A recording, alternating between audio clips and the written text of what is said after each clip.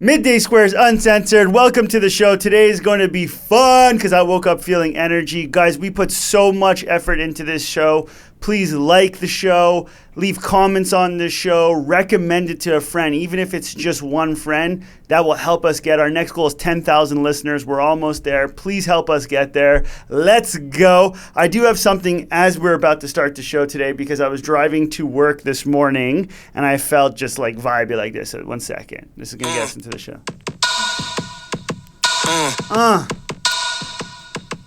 Good morning. Good morning. Woo! Yeah. Okay, everybody. Good morning, everybody. If it's morning, if it's night, good morning to you anyway. So this just fired me up. I was in the car. So going into the style of today's show of where we are, it's like very morning show-esque. We didn't have a show prep for today, but again, going back to consistency being the number one thing, Jake fired up, Trevor, who's behind the camera filming this episode, fired up and said, guys, just show up. Let's put on a good show no matter what. So we have some questions from the audience that we're going to Rochambeau on. Then I'm going to take us on a little journey. But to start us off, there's been a lot of banter going around Instagram with our new flavor on cookie dough. Oh, big time. There's been people stealing cookie dough from the office. There's been other flavors being made behind the scenes. Yeah. Somehow R&D got hijacked by Jake. Yeah. There's a lot happening with cookie dough. People are not sure. Why do you guys keep showing? Is it going into the market tomorrow? What the hell is going on with cookie dough? Yeah, what the hell is going on? The nerve. I'm so Okay, disappointed in Leslie Carls. Okay, well, we have a beef to Yeah, pick. Leslie's going to have a massive Okay. beef that's going to go on for a very long time. So to answer everybody's questions, cookie dough is coming. And I think what was really important for us in 2022 was just to, instead of having some like big secretive launch, just to let you guys know, like we are developing this flavor. It's coming. The office is hyped about it. Everyone's hyped about it.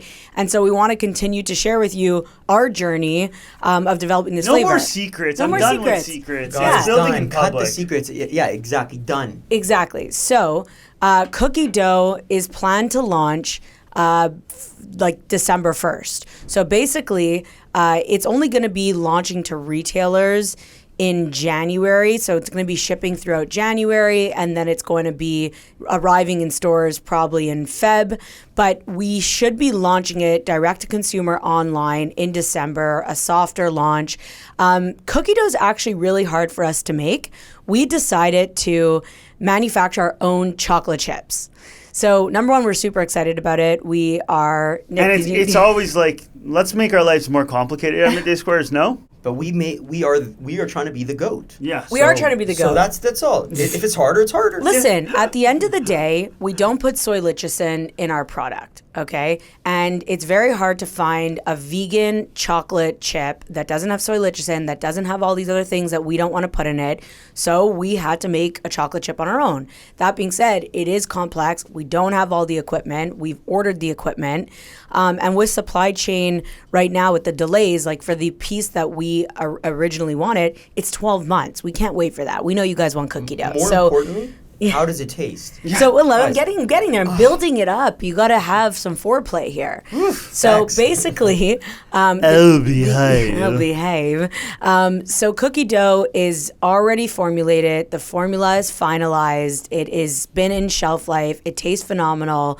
It actually, what's really incredible about this flavor is it develops as it ages, which is very cool because a lot of products, actually the flavor profile decreases as it ages or it gets the texture changes. Cookie dough does not. Like we just did a 8-week shelf life test.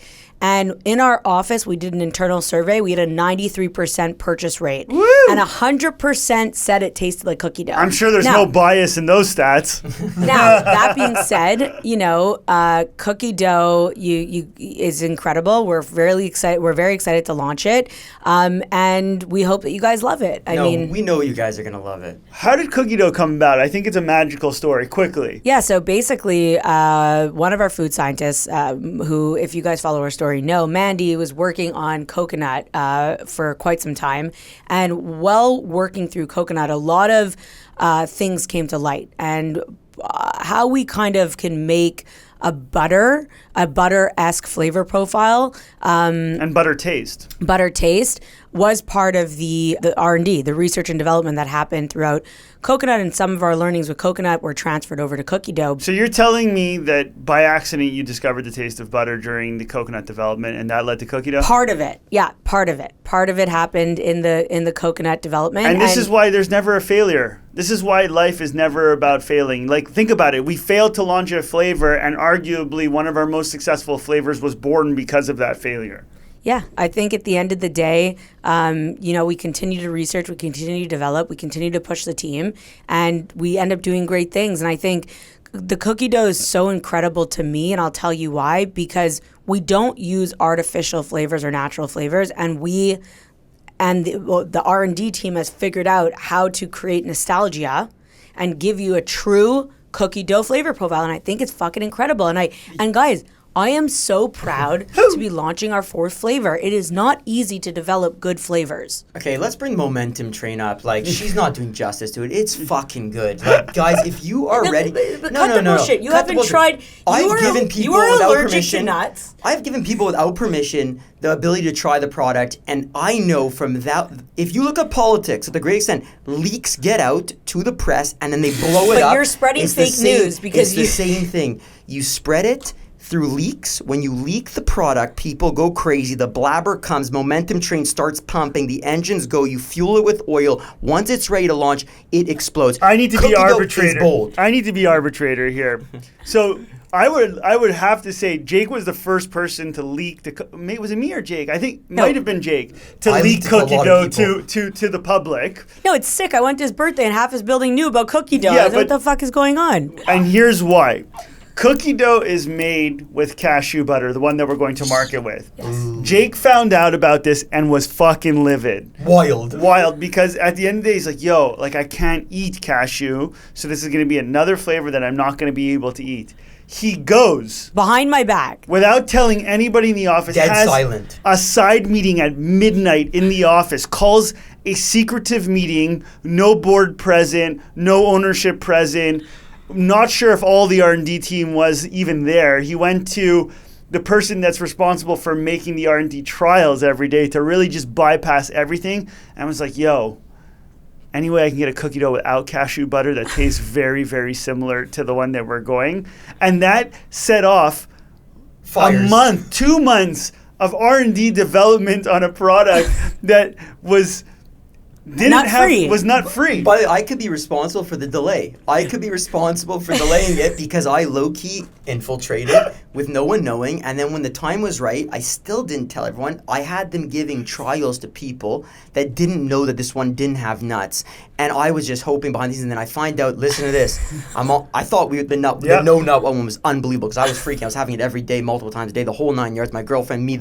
Anyways, it was unbelievable. But here's the kicker. On our board call, I find out. They ask, what's the deal with cookie dough, our board? And I'm sitting there, and I'm Weirhouse, and the board calls like, I don't listen half the time. I'm just there to show up part of the team. I'm juice. I'm momentum. I'm muscles. No, I'm kidding.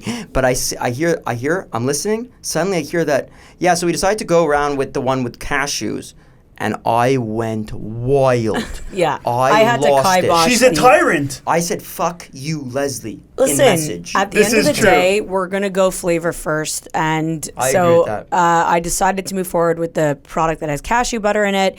And all to say, there's a cage going in the fridge where product's getting locked. This was discussed in our R&D meeting on Monday.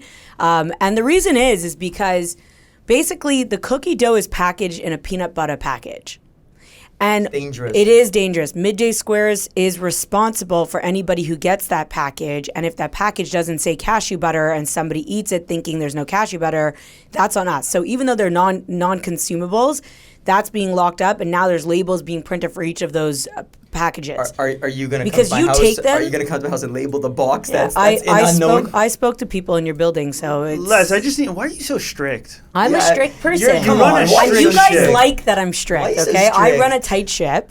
Okay. Loosen up. I run a tight ship, and you like that I run a tight ship. All right, and so we are Rochambeauing today. I love it. We are getting into subject matters. We had people from our Instagram, TikTok. We're on a live right now as well, too. Questions are coming in. Go-to motivational techniques when stress becomes too high. I really like that question. That was like something we've never been asked before. We've endured immense amount of moments of crazy high stress. Does anything come to mind immediately for both of you? For me, I think when I was at my peak level of stress, I just started writing things on my wall. And that actually helped me because when was your peak level of stress? Curious to know. A couple of months ago, I would say, like when we basically, when we identified the one square, right? When we moved into the one square, personnel changed, like just all of that. Our financials coming to light with our new CFO, like that created an immense stress for me. And I said, you know what I got to do? I need to highlight the things that are actually that are happening that are good, that I'm proud of. And so I just started, I just took a black marker and started writing on my wall. So I have like a few of these things on my wall. Whenever I'm feeling some type of way, I just go and I write it and I read it and I'm like, fuck.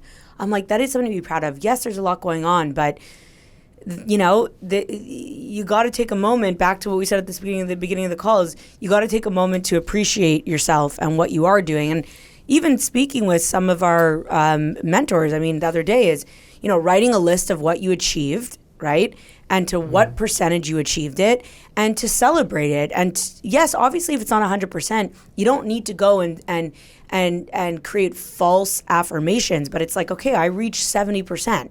You know, and that's something to be proud of. I would say your wall was great. Like, I would look forward to walking in your room and seeing like the new little affirmations that were on the wall. I've actually been sad to see no new affirmations go on the wall. I'm in a good place, but I'm not gonna lie, my pen ran out of ink, so my marker ran out of ink, so I got to go replace it. I think when I'm feeling stressed, what inspires me is to actually go on our DMs on Instagram and our Facebook messages and our emails at times and not read the good stuff, actually, believe it or not. It's, yes, I'll find good stuff and that will give me inspiration. It's actually, how can I actually get closer to the customer? And I know it sounds cheesy, but sending these videos and watching the responses of the connectivity we've built is powerful. Or changing someone that is feeling maybe negative to positive is this win that is so small, but yet that win sparks that fire within my soul. Energizes you. It gives me this energy. And I was talking with Dr. It's Gavin worth yesterday. more, like gold is worth more than copper, exactly. right? Let's just say that.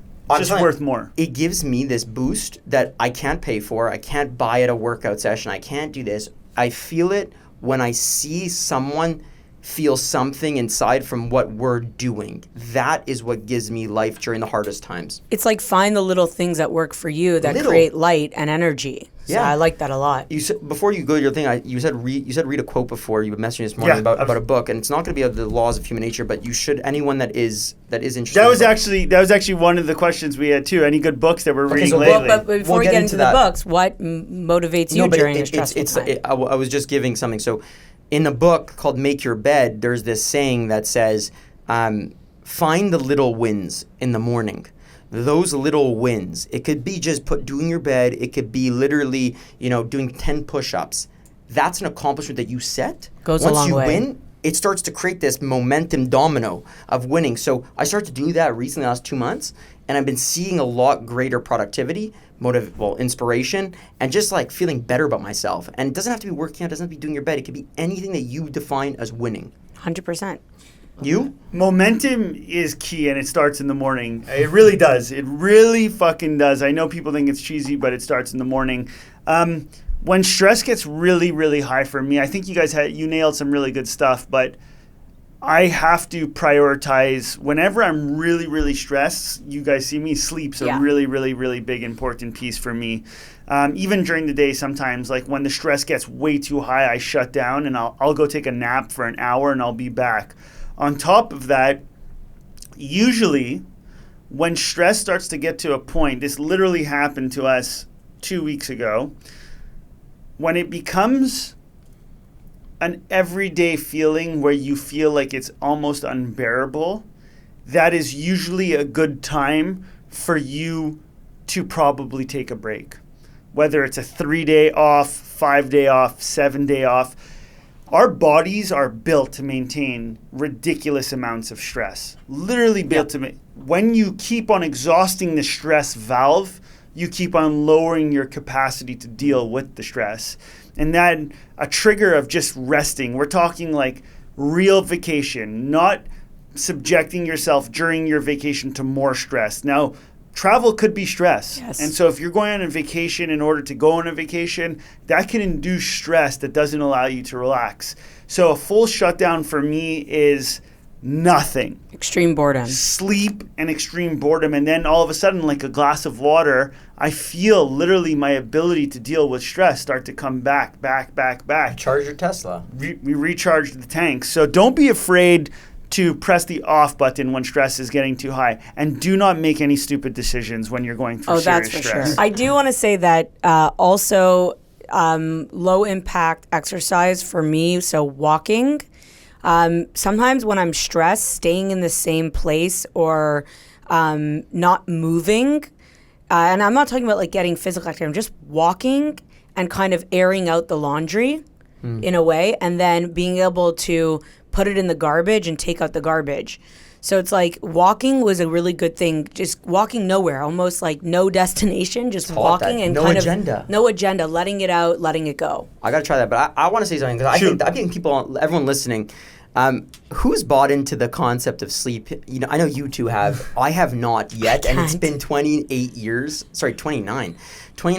where I have not bought into the concept of sleep yet. I sleep beautifully, don't get me wrong. I sleep the 4 or 5 hours that I get, but people keep telling me, get that 8, get that 7, get that 9, and I don't know if that's actually not true. So Huberman, there are certain people that have different thresholds. These are just the facts of the situation. Am I an outlier? You could be an outlier. I need 8 hours. You could Am be I an outlier? Yeah. Do you know Holy that shit. there's some people that alcohol actually they have this inhibitor that basically they never feel the downside of alcohol. So it actually charges them up and they're ready to go. Yeah, it's like a 1%er type thing. And so like he was saying on his show, Andrew Huberman, like if you're ever at a bar and you have that guy that's just going or that woman that's just going back to back, don't try to compete with them because there are outliers that will actually keep on gaining momentum as they're drinking. And you're just thing? there. Yeah, it's a genetic thing. And you're there trying to compete with them. You're dying. So it's like there's a high probability, Jake. Like I see you. I tell your legend to other people. I have a partner that functions on no sleep. I'd like to see you It might sleep. break I'd down. like It to might see break you down. sleep. Yeah, I'd like to test this a week of you sleeping 8 hours. You come to our house. Okay, what's And- your house? I you'll come to our post-traumatic house. stress from your house. You want post-traumatic You will stress for? sleep in Nick's bed, and Oh he my- will sleep on the couch. Oh, I like that he sleeps on the couch when people course, come. 100%. But for those of you who don't know, the reason why I have some stress reminding me of Leslie and Nick's condo is because that's where we actually started the business and made the product from 5 a.m. to 5 p.m. every day. Cocoa smells. It was stressful. It was hectic. And I go back there and I feel those memories every time. It's like spiders coming onto me and I get like, ah. So like your whole condo gives me that anxiety. I don't know why. It's sad to say. PTSD. It's sad, but like maybe I could work on figuring a way to fall in love with it again. I'll take you to Beijing. No, that's bad. So we just came off of our strat planning strategy. For everybody, a strat planning strategy is where you plan your fiscal year. A fiscal year is just the month your business starts and the month it ends for financial reporting, which usually goes into how you plan all of your business, what you're doing, how you're going to do it. And this was the first time we ever did it. And it was kind of guided by a mentor of ours who's Mike Fata. Mike Fata is, we've spoken about him on the show, the founder of Manitoba Harvest, is an advisor, is our global growth advisor and investor in the business. And really good friend. And really good friend, starting to become like family, Yeah. really. And that brought up this idea. I think all three of us, I can speak for myself, actually, I won't speak for you two. I've always lacked trust in listening to other people or mentors. And usually that trust prohibited me from growing or learning faster. I had a shield to people, and it took a minute for it to get broken, that shield. And I've been starting to really lean into the people we're surrounded by. So we've got Mike Fata, Peter Burns. Shout out, Peter Burns was the CEO of One Bar most recently, CEO of Justin's before that, presidents of Hayden Celestial before that. Legend. David Cinnamon is another one. There's so many. David built a bleach conglomerate to over $1 billion called Kick. How crucial have these people been to us? And I want to just have a little roundtable on you guys. I think the trusting's first important before the people is you two trust a little less than I do. I'm more of the theory or schooling of give people the chance till they screw up or screw you over. And I know you've been screwed over, Nick, in the past, so your past experiences have definitely had a few times. Yeah, but your past is definitely brought to the future, no matter what. It subconsciously comes up, right? But I've seen you get better and better at slowly trusting more, and I saw you with Mike Fata. Give in. You've now let your wall down. Yes. But you took a very long time to let your wall down. And what I dream of is that you can trust me to find those folks and bring them to our table that are actually people that we could trust, and that the high probability is that they're not going to screw us. And they might. By the way, you never know. I love you, Mike Nine-Figure Fata, but you never know, right? Yeah. I love you to death. When push comes to shove, weird things happen. Weird things happen, But I think that's something that I dream of that we can have as a partnership is if one of us brings someone, yes, they might be wrong, and we've all made mistakes in the past. Many. But rest assured, there's been gut checks before bringing somebody into the podcast. Nick's brought jerseys. Horrible. But that's okay, babe. We're all good. I brought one really. But all I have to say is that's my dream for wherever that takes us in the next 100 years. Can we find a way that we slowly start to trust our one individual's gut so much that we actually just open the shield? And it might hurt us. It might hurt us. But that's a dream come true because Mike Fata, Peter Burns, and David Simon, those three individuals, we've leaned into them now. Especially Mike Fata and Peter Burns recently have been very leaned into, and they've helped. From the genuineness of their heart. Look, I naturally, I don't trust people easily. I mean, I feel like I'm really the protector of the realm more than you two. Yes. I'm the last one that people can get through. You're holding the nuclear codes. Yeah, exactly. And by the way, I do trust that people you bring forth are well-rounded people, but I will always be the protector of the realm. And I have internal things that need to happen, things that need to check off before I can let people in. But to quickly, what are just like three of those things that you're looking for? Or even one. Well, I like to understand where they came from, what their history was. What are the things that drove them to where they are today? Just what type of person are you? And what are your core values? Very important for me. So with Mike Fata, when I first met Mike, I was closed. It took time for me to open up to him and let him in. And he didn't let me, what I'm trying to say is he stayed in the pocket. He stayed in the pocket, which meant so much to me. He stayed in the pocket. He didn't make moves based on money or based on numbers. He was patient. He waited. We had a moment together. We had a very hard conversation together. It didn't turn him away. Those were the things that were so key and incremental. He stayed in our house. We opened up about stuff. We spent time together.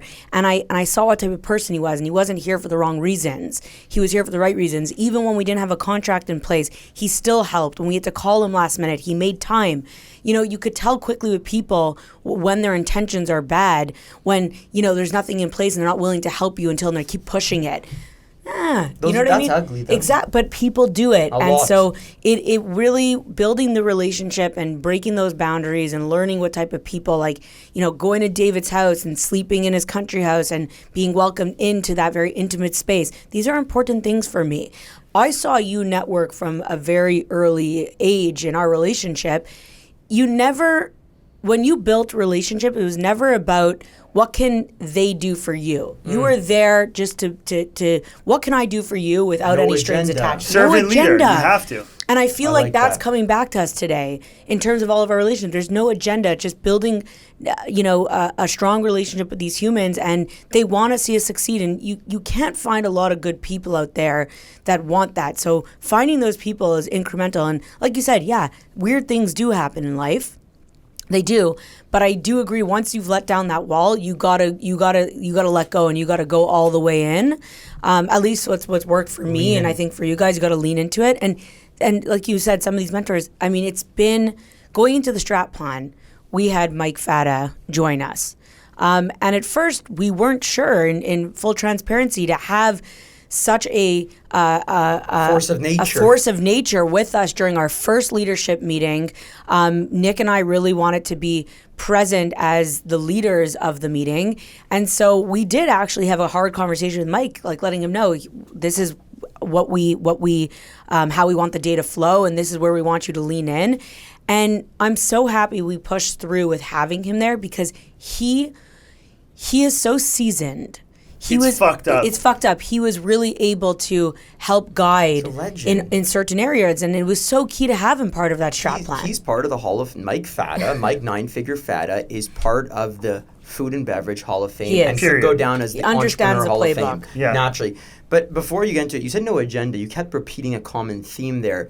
I want to share a little thing that I was on a FaceTime yesterday for an hour. I gave an hour of my time to a professor, MJ Peloton from Concordia in New York, and I gave a class at his university, and the student wanted to go into more detail of the questions, and I could have said no. I got to get another call with one student. What's the point of that? And I literally had no agenda. I was like, yeah, 100% here. I'm available this time. Booked it in. Had a great 1 hour. The professor was there. He wanted to watch and learn, and then the student was there. And the student asked like 10 questions. Great questions, like very depth questions about midday squares. And I said to myself, how is he so in depth with the brand? And then it ended, and the professor asked me, why did you do that? And with the student on, and why'd you give your time? And I was like, I don't know. I wanted to. It's a great idea. It's an interaction. I have no agenda, nothing. And he's like, that's why you guys are going to get to the top. He's like, do you know that he went after that class, and he went with his family. This student is a 35 plus. Went with his family and went to go buy midday squares. Fell in love with it and shared it with the people around his table. So that's what happens when you have no agenda. Go into everything with no agenda. Things do come back. They do. They do, but also this guy showed up, he cared, and I think that's also part of why you give your time, because he put the work. Mutual respect. Yeah, the mutual respect, yeah. That fired me up on a ridiculous way because you're right, Les. My whole life has been, as long as it goes back, it's just been when I find good people that put me in good situations, it's just like, it just happens. I can't explain it. Everything just dominoes into one area. What I do want to say as a distillation of mentorship, it is a fucking cheat code. In the conversations that we had with Peter and Mike, just to give you in the most recent ones, guys, there's been millions of these conversations, but the most recent ones of where we've gone from 0 to 10 million as a business, now we're trying to go from 10 to 20, and then we're going to go the ascent to 20 to 100. The integral changes that are required to succeed are fucked up. Massive. And literally, this is the way it goes. When you really find the right person, you sit down with him. We saw it with Peter. We saw it with Mike. I'll start with Peter. You get on a phone call. This happens. Okay, what's the ratio here? What's the ratio here? What's the ratio here? All those ratios are out of whack. Do X, Y, Z. This is going to happen when you go around turn 4 on the left side. Someone's going to try to punch you in the face. Just avoid that at all. It's like, okay, that makes a lot of sense. Let me just do it. And then same thing with Mike, we go down, we're looking at our P&L. Like they take all of the fuzz that you see in your vision, the fog, and they're just like, whoosh, that's gone now. X, Y, Z, do this, you're supercharged. And if you, I'm not saying don't use your own first principles. Yeah. I'm not saying don't add your own flavor. Don't be unique. Don't try to not have your own road that you travel. But don't be fucking stubborn and don't be an idiot when somebody is giving you the lifeline. You got to be open-minded and I think at the end of the day, like to what you said, it's like take what you believe is right for your business.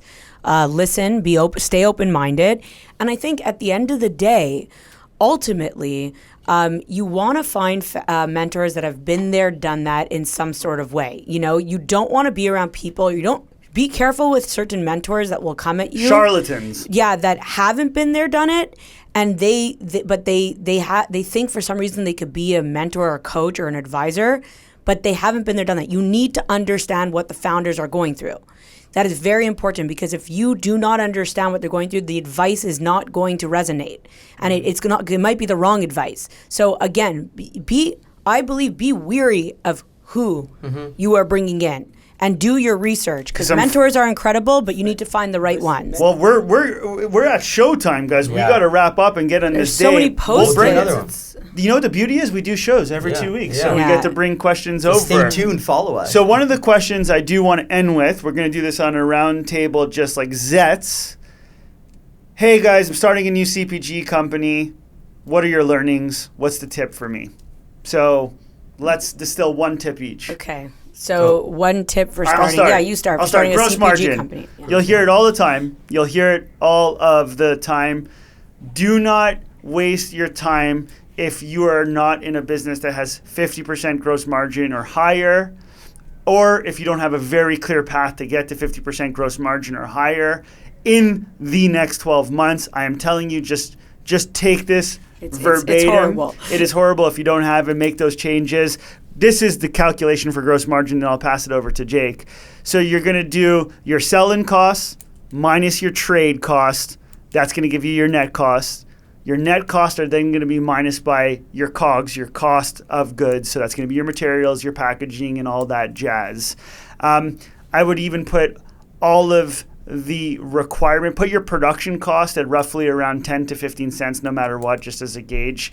If you're not there, get there. If we go net revenue divided by minus COGS, and whatever number that gives you divided by net revenue doesn't give you higher than 50%, get back to the drawing board, because you're probably going to end up in serious danger soon. That's my tip. Live in the stores. Get the fuck to the store and live there. Understand what goes on. If you're on your computer, listen, you do need you need COOs, CEOs, you need people that could operate the business, but you need to go literally walk. Just live. Peter Burns said it. When he was at Justin's, he would sit by He where still does it now. He'd sit there and he'd ask, why are you buying it? Where else do you buy it? What don't you like? What can we do better on? Because when you're in a store, you're seeing consumers in real time. Also, merchandising, you start to understand. It's not just about putting a product on a shelf. You have to go understand how the team works at the store. How do they figure out how to put your product on? How does the backside work? When you understand this stuff, you can then create a plan, strategic planning, to go out and execute to make you better. Please just give an example. Everybody's got... Okay. Okay, I'll wait, give you an before we example. go, stop being allergic to being in fucking stores. That if you are in the CPG business, live in the store. Your first office should just be in a grocery store. So- tell one of the grocery stores you want to be So there. I'm going to give a great example. So on my calendar here, you want to show us? Maybe not the name, but it says Walmart tour on That's for live, 2 babe. hours. That's live. Oh, that's live? Yeah. It's Walmart Canada. But anyways, So Walmart, arguably one of the most bureaucratic companies that you Yes. shouldn't be able to do. What happens when you're in the store? so listen, you walk in, good vibes. You come in, like I said, good looking, beater, everything. Okay, you don't have to do that. But you go in, you look for your product. These stores have more than 40,000 products, especially at Walmart, because they have also physical merchandise too that's not food, right? But it is chaotic. To run a company that has over 100,000 products in their store, it's difficult. So when I went into the store, typically to Walmart, sometimes our product's not on the shelf, but the tags might be there. That being said, what are you going to do? You show up, you see your stock empty, you're going to walk away and say, oh, whatever, it's going to come soon. No, you ask the manager. You find the manager of your department. When you find that manager, you ask them, can you scan to see if you have the stock in the store? But you're friendly. You let them Yeah. know, right, Yeah, that they're you- short-staffed. You Yes. understand that. You want to help. Empathy. Lead with empathy, because when you see someone stressed, don't come at them. Even though you're upset that your product's not there, they're going through something. Yeah. Find that rhythm first, like you said, then ask for something. Then I ask them to scan it politely. Once they scan it, it says, oh, the product actually is in the magasin, in the store. It's in the back. So I say to her, do you mind if I come help you? She's like, oh, really, you want to help? I'm like, yeah. So I go to the back. She shows me where the products would be. I search for the Midday Squares box. But if you saw what the boxes look like there, it would take anyone 15 to 30 minutes just to look for a brand logo. You can't find it. So I find the Almond Crunch. I put it on the shelf.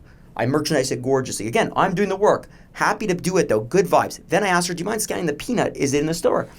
Oh, my, it actually is. 48 products are in the store. She's like, do you want to go find it? I'm like, yeah, no problem. I go. It takes me a little longer. It was in the back end of, you don't understand, hidden. Under Bob's Keep in this. mind, we're a fresh product. So just in case, and I'm not putting Walmart down. I love you, Walmart. You know, I get the chaos. I put it out. Then I said to the team lead, I said to her, this is how we would love to be merchandised. Look how gorgeous it looks. She's like, it looks really, really nice. I'm like, what can we do to keep supporting this look? She's like, if you can come into the stores once every 2 weeks, maybe come help us out, offer your help. It would really be grateful. And guess what? I go in the store a week later, and I see that we have sales, and I see that our product's moving. The week before that, there was no movement because the product wasn't even on the shelf. It was in the Incredible. back. So get in the stores, guys. Go live there. Be empathetic. Even before your product's there, just go live there to identify, learn. Anyways, that's my lesson. I have two tips for start. She said the question was what, starting a CPG? Yeah, starting a CPG business. You guys have been going through it. What's the biggest learning that you can apply? A good product, to have product market fit, is really important. I think that's Necessary. really necessary. So take the time and develop a product that is Excellent. actually good.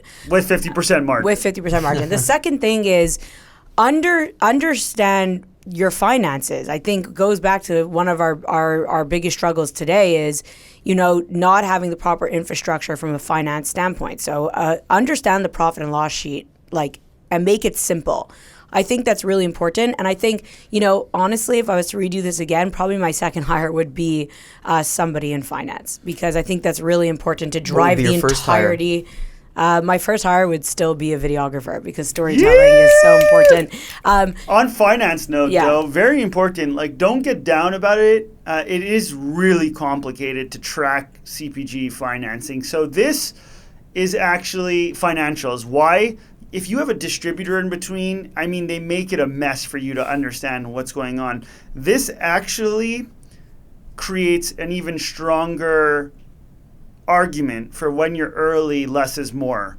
Yeah, the more less is more. control you have over a store and your relationship with them and the financials coming through, the better you'll understand the business, the better you'll be able to invest. But when you start, your finances the financials of the company is not as complex yet. So really understanding your gross margin and the ins and out of your business is going to be really important to understanding what moves you should be pulling. And I think that's the most important thing. And I did hear it from a lot of mentors as well.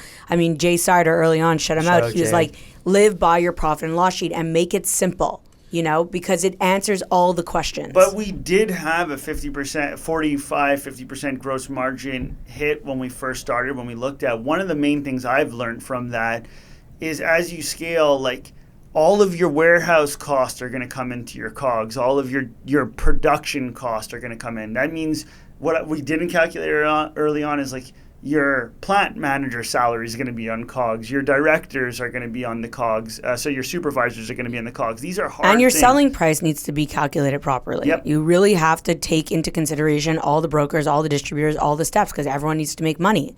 So you really need to be priced properly. Is there hope for a CPG brand as they scale to get themselves out of the distributor model? Yes. I would say, with scale for sure. Scale solves. It's just Scale a hope. money solves everything. It's a hope that I just wanted to give, because it is, you said chaotic mess, it is a mess. And companies like Pepsi and Coca-Cola, they do it themselves, right? Yeah, and mostly as you get really big with the big accounts, they will move you out of distributor and go into their direct distribution model. Ultimately, the accounts don't want you to pull up. But the reason why you have to go through the third parties Trucks. is because, they need to control the trucks that come to their docks. Makes sense. Last shout out, Mike, you've been getting a lot of shout outs on the show. Mike Faddick calls the journey between when you are too small for direct distribution and too big to handle just up and down the street accounts yourself. He calls it the CPG Valley of Death. That is when you are going to expose yourself to so much lack of visibility on cost that shit's going to go out of whack, and you're either going to get crushed by it or you're going to rise from it. And when you make it out of the Valley of Death, that's usually when you get starting to brought to direct distribution. And then, bam, you made it through the Valley of Death and you're fucking on fire. But I think you confused it. At the beginning, you are not too small to do direct distribution. We did direct at the beginning. No, I said too big to still be doing. Yeah, exactly. So the Valley of Death is when you're too big to do the up and down the street accounts. Exactly, yeah. Which you're doing direct But models on. you're too small to be direct. Exactly. You're too small to be direct with the big accounts. You're reliant on these in-between distributors. 100%. Let's just all go out and win, eh? Oh, Yeah. that was a great show. episode, guys. And for anybody who's on the live who asked us a lot of questions, we're going to We'll bring note them these into and the we'll bring next them show. into the next show. Thank you so much for taking the time to ask. 3, 2, 1. Ole, ole, ole, ole.